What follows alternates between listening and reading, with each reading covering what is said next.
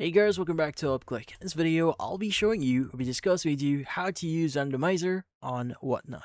But first, check our special offer in the description. So, let's get started.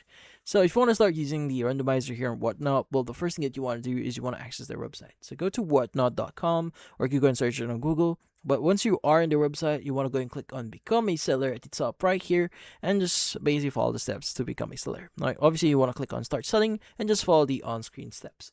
But if you're already a seller here, you go and skip this one, and typically you'll be able to see your dashboard. And once you've created your account or your seller account here, you want to go to the top right of the screen, go ahead and look for your profile icon, go and select that, and you want to go to the selling section here, and you want to go and choose the option that says Seller Hub.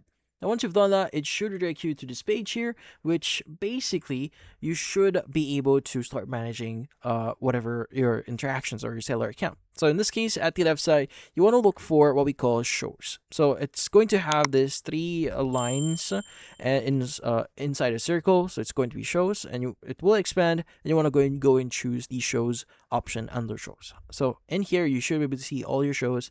And in here, you want to go and click on Open Shows or Open Show. So once you've done that, it will open up your show. Now, from here at the left side, you should see a bunch of options, but what you're looking for is going to be the More button at the left side. So you want to go and select that one.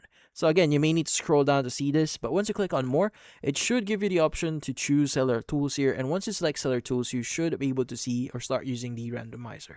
And that's about it. So if you found this video, hopefully hit the like and subscribe button and watch our next video.